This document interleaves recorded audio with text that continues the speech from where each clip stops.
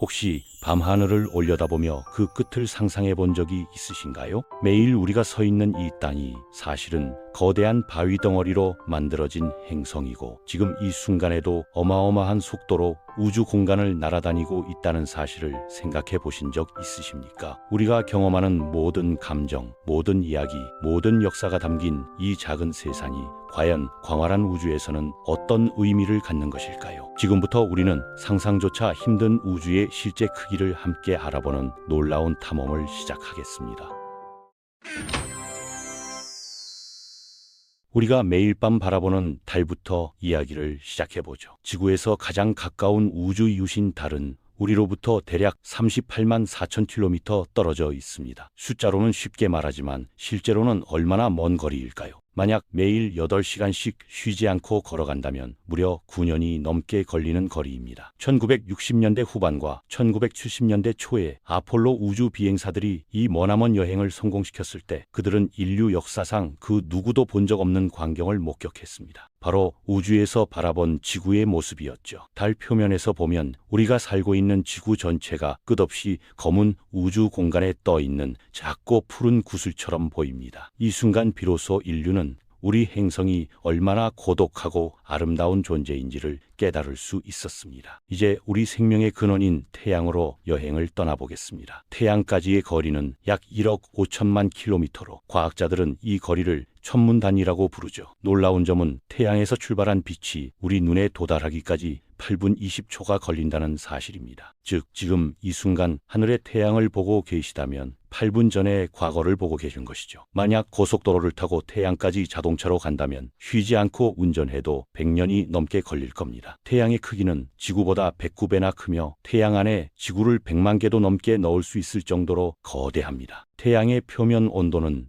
약 5,500도에 달하고 중심부는 1,500만 도라는 상상할 수 없는 열기로 가득 차 있습니다. 매 초마다 태양은 400만 톤의 물질을 순수한 에너지로 변환하며 이 에너지가 지구상의 모든 생명체를 지탱하고 있습니다. 수세기 동안 인류의 호기심을 자극해온 붉은 행성 화성을 살펴볼까요? 화성은 지구와 다른 궤도로 태양을 돌고 있기 때문에 때로는 비교적 가깝고 때로는 매우 멀리 떨어져 있습니다. 가장 가까울 때는 5,600만 킬로토, 가장 멀 때는 4억 킬로미터까지 벌어지죠. 우리가 화성에 보낸 탐사 로봇들은 차가운 우주 공간을 6개월에서 9개월 동안 여행해야 했으며 시속 약 4만 킬로미터라는 엄청난 속도로 날아가야 붉은 행성에 도착할 수 있었습니다. 화성의 하루는 지구와 거의 비슷한 24시간 37분이지만 1년은 지구의 687일에 해당합니다. 화성 표면에는 태양계에서 가장 큰 화산인 올림푸스 몬스가 있는데 높이가 21km나 되어 에베레스트 산의 2배가 넘습니다.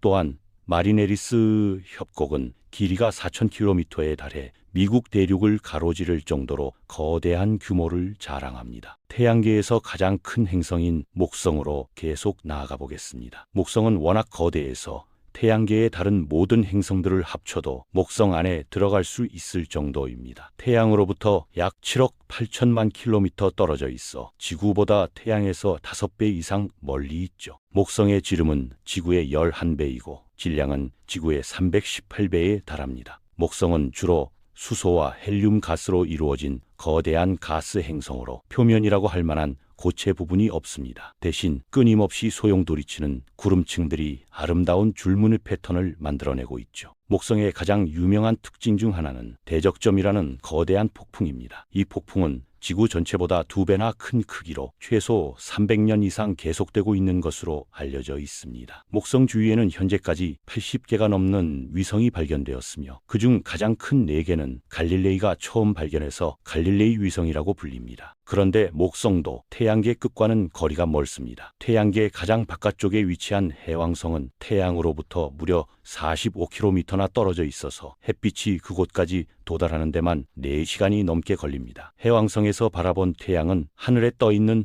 밝은 하나 정도로만 보일 겁니다. 해왕성의 일년은 지구의 165년에 해당하므로 1846년에 발견된 이후 아직 공전 궤도를 한 바퀴도 완주하지 못했습니다. 해왕성의 대기에서는 시속 2000km가 넘는 초고속 바람이 불어 태양계에서 가장 강한 바람을 기록하고 있죠. 1977년에 나사에서 발사한 보이저 1호와 2호는 인류 역사상 가장 놀라운 우주 탐험을 시작했습니다. 이 탐사선들은 외행성들을 차례로 방문한 후 계속해서 먼 우주로 날아가도록 설계되었죠. 보이저 1호는 현재 지구에서 가장 멀리 떨어진 인공물체로 45년 넘게 여행하며 240km 이상을 날아갔습니다. 더욱 놀라운 것은 보이저 1호가 이미 우리 태양계를 완전히 벗어나 별들 사이의 성간 공간을 여행하고 있다는 점입니다. 보이저 1호에서 보내는 전파 신호는 빛의 속도로 날아와도 지구에 도달하는데 22시간 이상 걸립니다. 이 탐사선에는 지구의 소리와 음악, 인사말이 담긴 황금판이 실려 있어 언젠가 외계 문명이 발견할지도 모를 인류의 메시지를 전달하고 있습니다. 1990년 보이저 1호가 수십억 킬로미터 떨어진 곳에서 지구를 다시 한번 촬영했을 때 그 사진 속에서 지구는 한 픽셀보다도 작은 빛의 점으로만 보였습니다. 이 이미지는 우리가 사랑하는 모든 것, 우리가 아는 모든 복잡하고 아름다운 세상이 결국 우주라는 광대한 사막 속 모래알 하나에 불과하다는 사실을 깨닫게 해주었죠. 천문학자 칼 세이건은 이 사진을 보고 창백한 푸른 점이라고 명명하며 인류의 모든 역사와 문명이 이 작은 점 위에서 일어났다는 깊은 성찰을 남겼습니다. 우리의 모든 영웅과 겁쟁이, 문명의 창조자와 파괴자, 왕과 농부, 사랑하는 연인들이 모두 이 우주먼지 알갱이에서 살았다는 것이죠. 태양계를 벗어나면 거리에 대한 개념이 완전히 달라집니다. 우리 태양과 가장 가까운 별은 알파 센타우리라는 삼중 성계로 약 40조 킬로미터나 떨어져 있습니다. 이런 엄청난 거리 때문에 천문학자들은 광년이라는 새로운 단위를 만들어야 했죠. 1광년은 빛이 1년 동안 이동하는 거리로 약 9조 5천억 킬로미터에 해당합니다. 알파 센타우리까지는 43광년이 걸리는데 현재 우리 기술로 가능한 것보다 훨씬 빠른 빛의 속도에 10분의 1로 날아가는 우주선을 만든다 해도 43년이나 걸릴 겁니다. 알파 센타우리는 실제로는 3개의 별로 이루어진 시스템입니다. 알파 센타우리 A와 B는 서로를 도는 쌍성이고 프록시마 센타우리라는 작은 적색 외성이 이들 주위를 돌고 있죠. 흥미롭게도 프록시마 센타우리 주위에는 지구와 비슷한 크기의 행성이 있다는 것이 최근에 발견되었습니다. 밤하늘에서 볼 수 있는 모든 별들은 우리 은하수, 은하의 구성원들입니다. 은하수는 중심부를 기준으로 나선팔들이 돌고 있는 거대한 바람개비 모양의 구조물이죠. 우리 은하에는 대략 2천억에서 4천억 개의 별들이 있다고 추정됩니다. 이는 지구 모든 해변의 모래알보다도 많은 숫자죠. 은하수의 지름은 약 10만 광년이며 우리 태양계는 나선팔 중 하나에서 중심부로부터 절반 정도 떨어진 위치에 자리 잡고 있습니다. 은하 중심에는 태양보다 400만 배나 무거운 초대질량 블랙홀이 있어 주변의 별들을 끌어당기고 있으며 이 블랙홀 주위에서는 별들이 빛의 속도에 가까운 속도로 움직이고 있습니다. 우리 태양계는 은하 중심을 기준으로 초당 220km의 속도로 공전하고 있으며 은하를 한 바퀴 도는데 약 2억 2,500만 년이 걸립니다. 이를 은하년이라고 하는데 공룡이 지구를 지배했던 시기부터 지금까지가 약 70한년에 해당합니다. 지난 100여 년 동안 인류는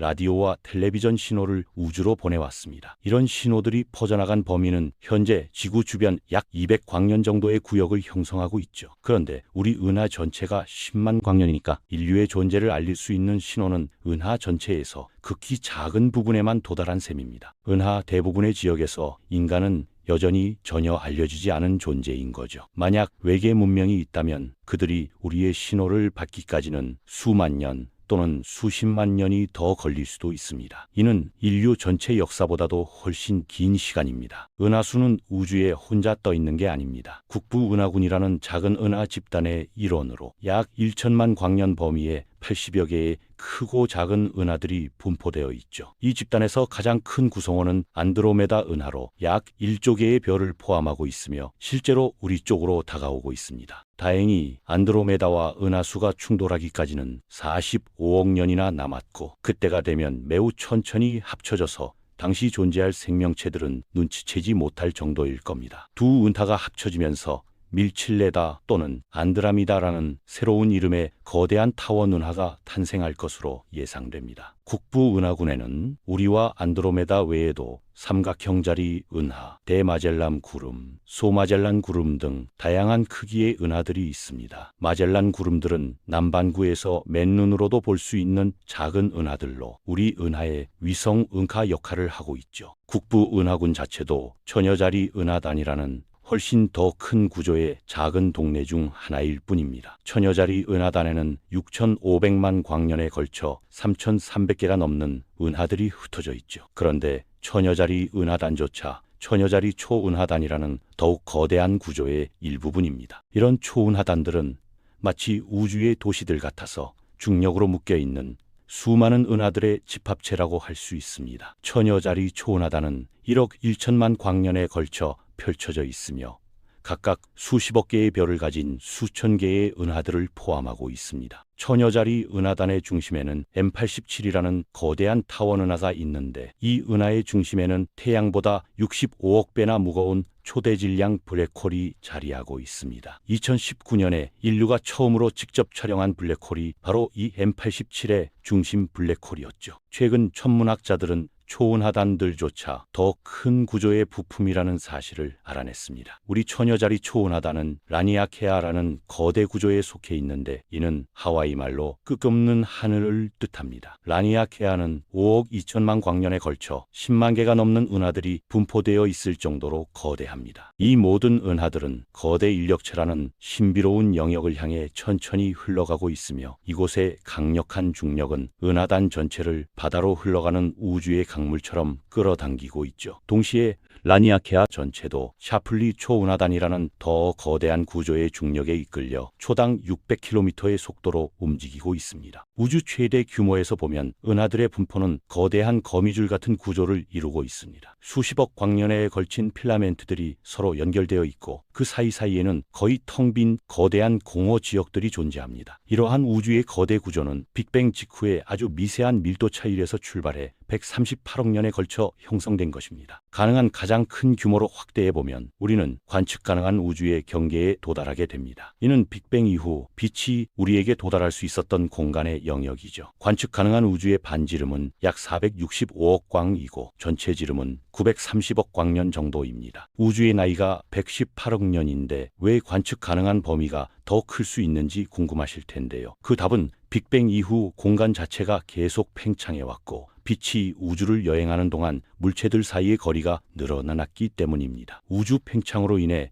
먼 은하들은 점점 더 빠른 속도로 우리로부터 멀어지고 있습니다. 현재 우리가 관측할 수 있는 가장 먼 천체는 빅뱅 후 약 4억 년 뒤에 형성된 초기 은하들입니다. 이들의 빛은 130억 년이 넘는 시간을 여행해서 우리에게 도달한 것이죠. 제임스 웹 우주 망원경 같은 첨단 관측 장비를 통해 우리는 점점 더 멀고 오래된 우주의 모습을 들여다볼 수 있게 되었습니다. 천문학자들은 관측 가능한 우주 안에 최소 2조 개의 은하가 존재할 것으로 추정하고 있으며 각 은하마다 수십억에서 수조 개의 별들이 들어있다고 봅니다. 관측 가능한 우주에 있는 별의 총 개수는 아마도 하나 뒤에 0이 24개에 붙은 숫자일 것으로 이는 우리 일상생활에서는 전혀 의미를 갖지 못할 정도로 큰 숫자입니다. 더욱 놀라운 것은 우리가 볼 수 있는 모든 별과 은하 그리고 우리 자신을 구성하는 일반 물질이 전체 우주의 겨우 5%에 불과하다는 사실입니다. 나머지 95%는 암흑물질과 암흑에너지라는 신비로운 존재들이 차지하고 있으며 이들의 정체는 아직도 현대 물리학의 가장 큰 미스터리로 남아 있습니다. 하지만 우리 우주 탐험에서 가장 놀라운 부분은 바로 이겁니다. 관측 가능한 우주는 실제 전체 우주의 아주 작은 일부분에 불과할 가능성이 높다는 점이죠. 우리가 볼 수 있는 것보다 훨씬 더 넓은 우주 공간이 존재할 수도 있습니다. 빛이 우리에게 도달하지 못할 만큼 빠른 속도로 멀어져가는 영역들 말이죠. 일부 과학자들은 우주가 모든 방향으로 끝없이 뻗어 있을 것이라고 생각하고 다른 연구자들은 우주가 유한하지만 상상할 수 없을 만큼 클 것이라고 믿고 있습니다. 있습니다. 또 어떤 이론들은 우리 우주가 무한히 많은 다른 우주들 중 하나일 뿐이라는 다중 우주론을 제시하기도 합니다. 인플레이션 이론에 따르면 빅뱅 직후 우주는 엄청난 속도로 팽창했고, 이 과정에서 우리가 관측할 수 있는 영역을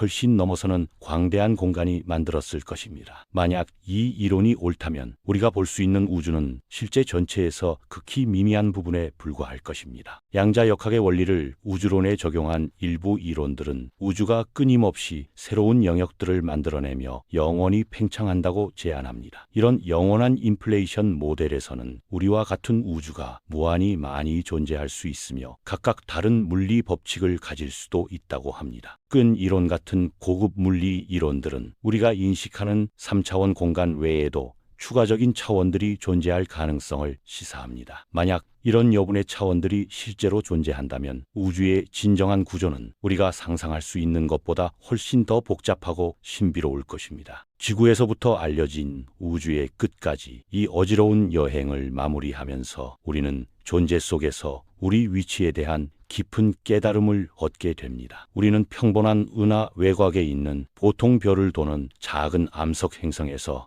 탐험을 시작했죠. 그런데 이 은하조차 점점 더 큰 구조들 중 하나일 뿐이라는 사실을 발견했습니다. 우주는 우리 상상력을 넘어서는 광대함과 경이로움으로 가득 차 있습니다. 우리가 아는 모든 것, 우리가 사랑하는 모든 사람, 우리가 경험하는 모든 순간이 이 거대한 우주극장에서 벌어지는 한편의 연극이라고 할 수 있죠. 그런데 신기한 것은 이 우주 바닷속 작은 세상에서 물질이 스스로를 생명체로 만들어 모든 것에 대해 궁금해할 수 있게 되었다는 점입니다. 우리는 자기 자신을 이해하려고 노력하는 우주인 셈이죠. 무한한 공간과 시간의 바닷속에 떠있는 작은 의식의 조각들인 겁니다. 우주의 모든 원자들은 별의 내부에서 만들어졌습니다. 우리 몸을 구성하는 탄소, 질소, 산소, 철 같은 원소들은 수십억 년 전에 어떤 거대한 별의 핵융합 반응으로 탄생했고, 그 별이 폭발하면서 우주 공간으로 흩어진 후 새로운 별과 행성을 만드는 재료가 되었습니다. 우리가 더 좋은 망원경을 만들고 우주를 연구하는 새로운 방법을 개발할 때마다 현실은 우리가 상상했던 것보다 훨씬 더 기묘하고 장엄하다는 사실을 깨닫게 됩니다. 블랙홀, 중성자별, 펄사, 퀘이사 같은 극한의 천체들이 존재하고 시간과 공간이 구부러지며 물질과 에너지가 서로 변환될 수 있다는 놀라운 진실들을 발견해 왔습니다. 아직